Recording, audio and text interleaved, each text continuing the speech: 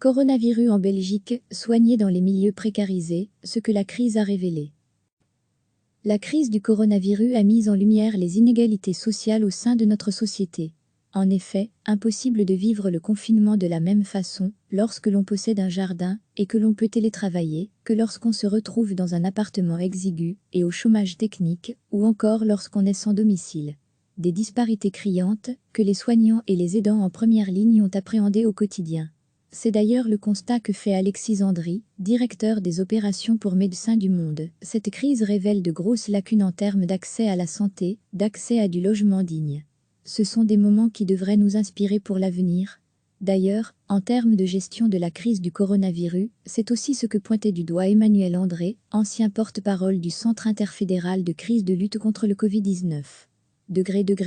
Lire aussi, migrants, exclus, sans un système de soins de santé accessible à tous, l'épidémie va toujours rejaillir, affirme Emmanuel André. Selon lui, la capacité de l'Europe à contenir l'épidémie du coronavirus en cette période de déconfinement sera largement déterminée par sa capacité à fournir un accès universel et inclusif au système de soins de santé aux populations les plus vulnérables, comme les migrants et les autres personnes exclues, disait-il dans un tweet.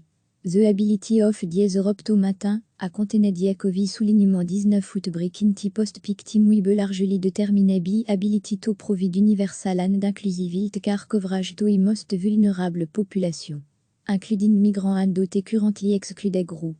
Pour certaines personnes, les conditions de vie, la taille des logements ou pire, l'absence de logement ont fait de ces 2 mois de confinement un enfer.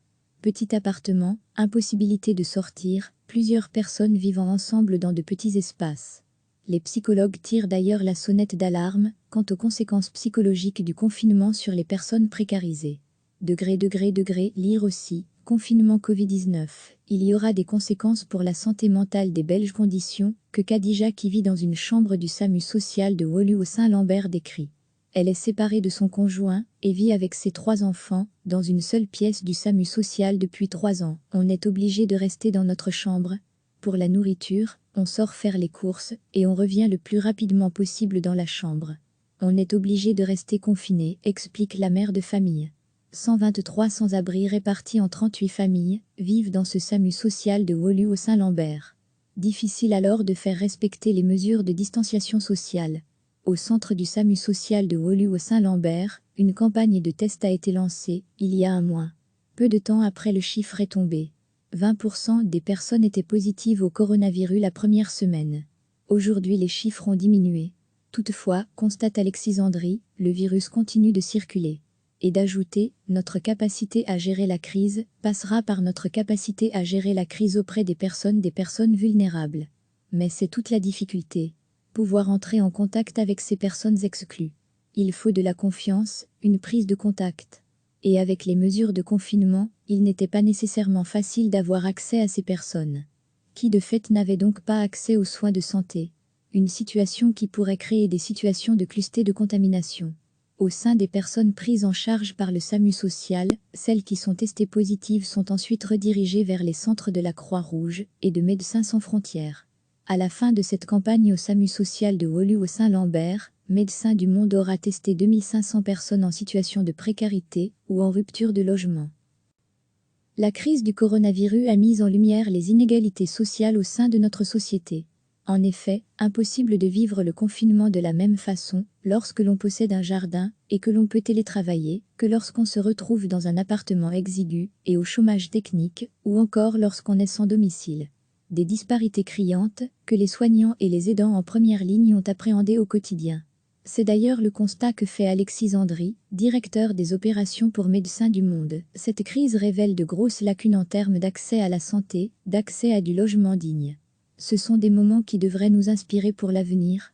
D'ailleurs, en termes de gestion de la crise du coronavirus, c'est aussi ce que pointait du doigt Emmanuel André, ancien porte-parole du Centre interfédéral de crise de lutte contre le Covid-19.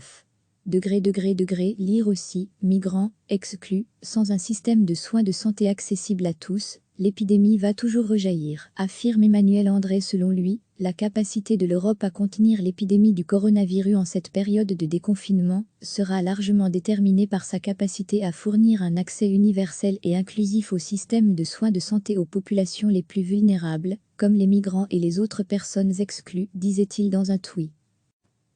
The ability of the Europe to matin, a contenediacovi soulignement 19 août breaking post pictim we largely determine be ability to provide universal and inclusivity car coverage to most vulnerable population, including migrants and those currently excluded groups.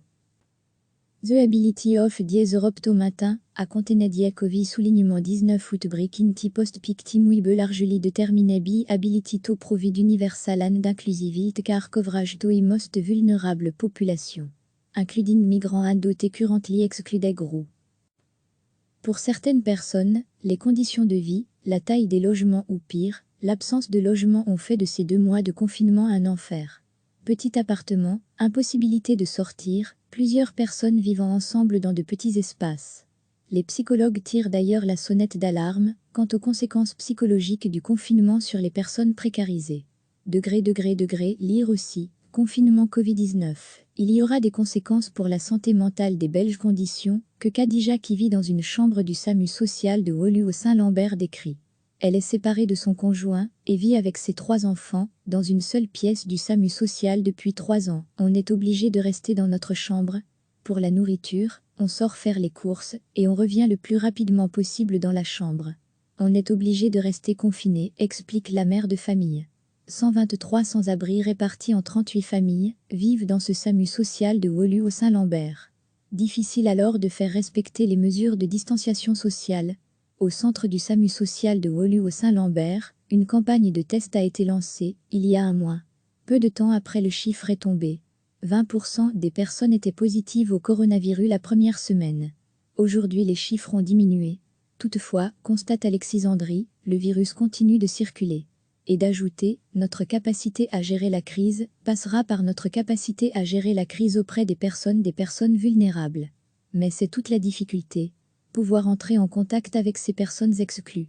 Il faut de la confiance, une prise de contact.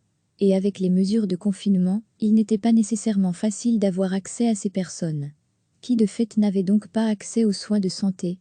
Une situation qui pourrait créer des situations de cluster de contamination. Au sein des personnes prises en charge par le SAMU social, celles qui sont testées positives sont ensuite redirigées vers les centres de la Croix-Rouge et de Médecins sans frontières. À la fin de cette campagne au SAMU social de Wolu au Saint-Lambert, Médecins du Monde aura testé 2500 personnes en situation de précarité ou en rupture de logement. Cliquez sur s'abonner pour recevoir les dernières nouvelles.